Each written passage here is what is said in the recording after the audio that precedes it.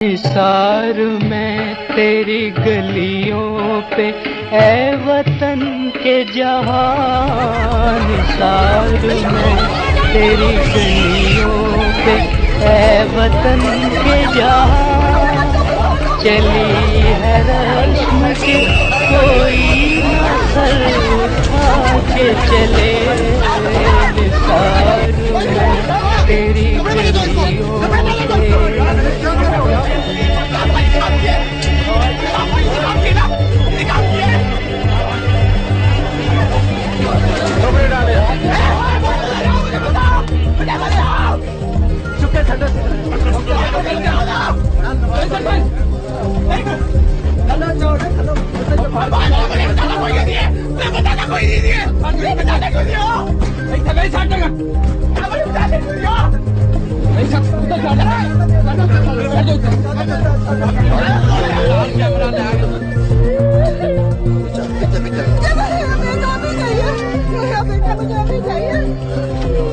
میرے بھائی کو بچا لو، بس میں مر جاؤں کچھ نہیں ہوگا، میرے بھائی کو بچا لو، میرے بھائی کو بچا لو۔ یہ اس کی شلوار کو کیوں اتارا ہے؟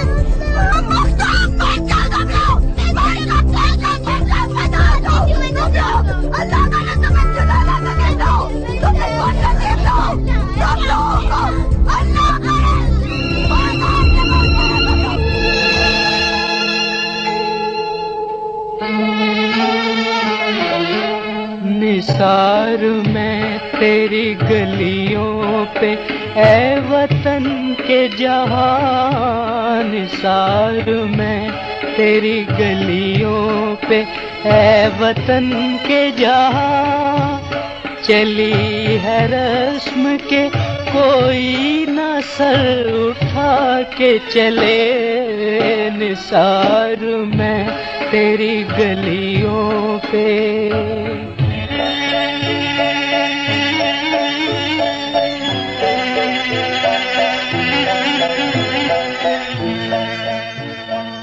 فیاض رفیق صاحب، ہم اپنی نئی نسل کو کس قسم کا پاکستان دے رہے ہیں کہ یہاں پہ لاپتہ افراد کی تعداد بڑھ رہی ہے، ہم آگے جا رہے ہیں پیچھے کی طرف جا رہے ہیں؟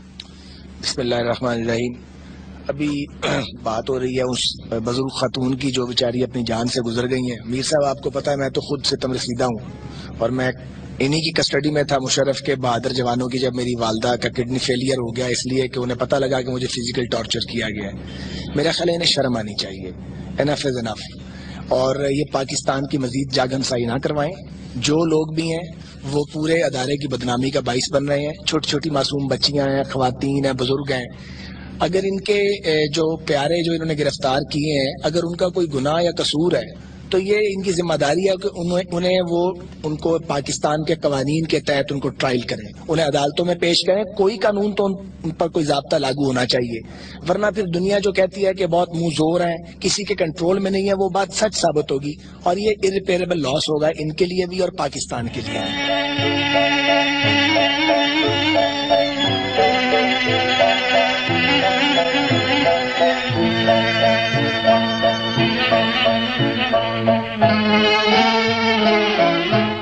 کوئی نہیں جو سنے تیرے درد مندوں کی، کسے وکیل کریں، کسے منصفی چاہیں، کسے دکھائیں کہ سینے میں زخم کیا کیا ہے، جو زخم ہم تیری الفت میں دل پہ کھا کے چلے، نثار میں تیری گلیوں پہ۔ Everyone is celebrating Eid with their loved ones. President is celebrating Eid with his children. Prime Minister is celebrating Eid with his family. Don't we have this right? Why my children are suffering without their father? For last 6 years. لگی ہے تیری محبت میں تہمتیں کیا کیا، جو تجھ کو چاہ تو گویا بڑی خطا کی ہے، بہت قصور کیا ہے اگر وفا کی ہے، کہ ہم پہ تیر ہر ایک دشمن وفا کے چلے، نثار میں تیری گلیوں پہ۔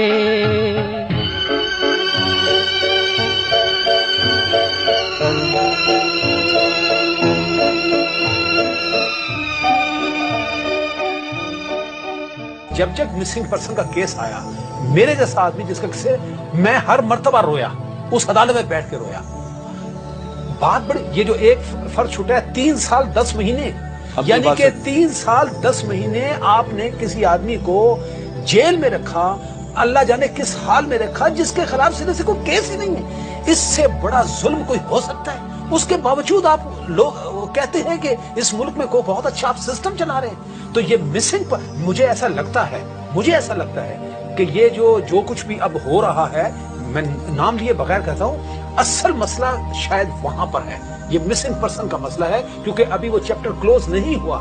اس سے بڑا دھرتی پر ظلم ہو نہیں سکتا۔ آپ کے پاس کیا گارنٹی ہے کہ میں بھی واپس جاؤں گا، اپنے گھر پہنچوں گا یا نہیں پہنچوں گا؟ اور اس کے بعد جو ہے ڈھونڈتے رہے لوگ، میری بیٹی جا کے کسی جگہ کھڑی ہو جائے، میری بیوی جا کے کھڑی ہو جائے، یہ ظلم کی بات ہے۔ اور جو اس سسٹم کو کیا کرنا ہے، اس ملک کو کیا۔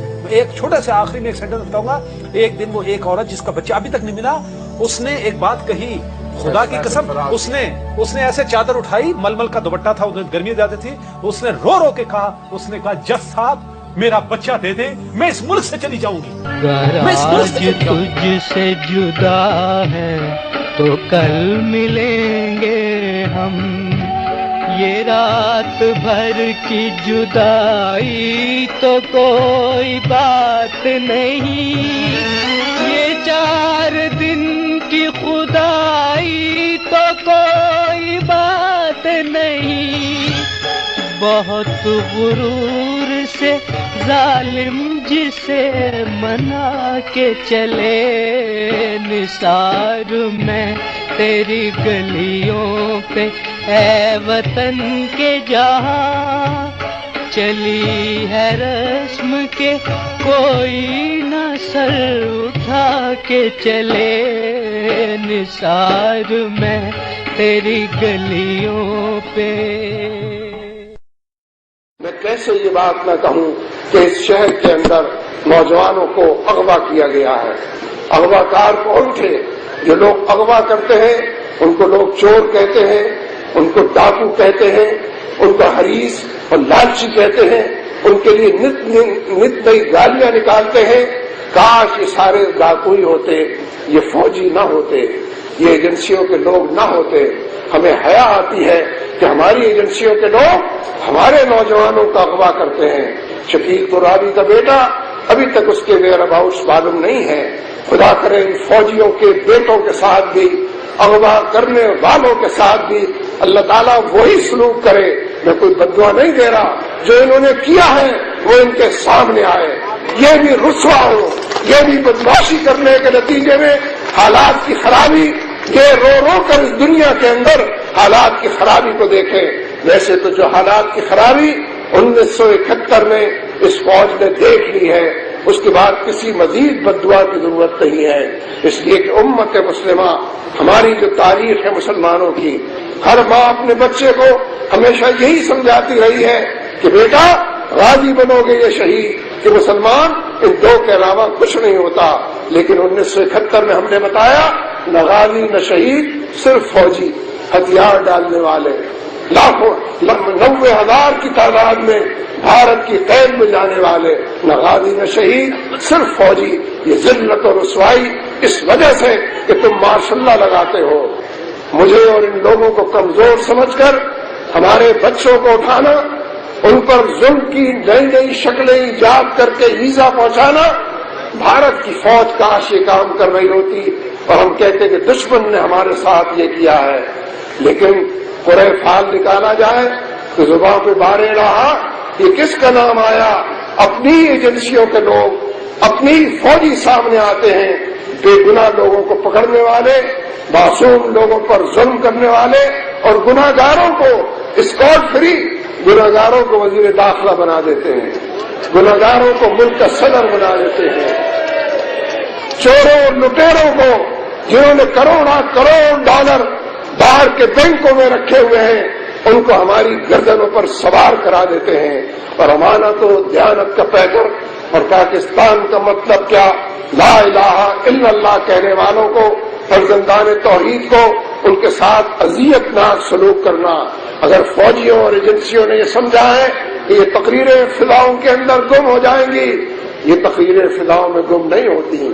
اگر ہم آج بھی جناب صدیق اکبر رضی اللہ تعالیٰ عنہ کے خطبے پڑھتے ہیں، عمر فاروق رضی اللہ تعالیٰ عنہ کے خطبے پڑھتے ہیں، دیگر خلفائے راشدین، یہی وہ خطبے اور تقریریں ہیں جو فضاؤں میں گم نہیں ہوتی، جو عرش کے پائے تک پہنچتی ہیں، اور عرش کے پائے کے اوپر قوموں کے مستقبل اور تقدیر کے بارے میں فیصلے لوگوں تک پہنچاتی ہیں۔ ہم بد دعا نہیں کرتے، لیکن کیسے ان کو راہ راست دکھائی جائے۔ کل پھر 5 فروری منائیے، پرسوں پھر 5 فروری منائیے، آپ مجھے بتائیے، سر کے بل حاضر ہوں گا، اس کوچے یار میں حاضر ہوں گا۔ کتنی دور تک انسانوں کا سمندر ہے، ان کے سر ہی سر نظر آتے ہیں۔ کتنی بہنیں اور بیٹیاں ہیں، معصوم بچے جن کی گودوں میں ہیں، ان کو کوئی کام نہیں ہے اپنے گھروں میں، یہ چین سے نہیں بیٹھ سکتی۔ ہاں، یہ نہیں چین سے بیٹھیں گی۔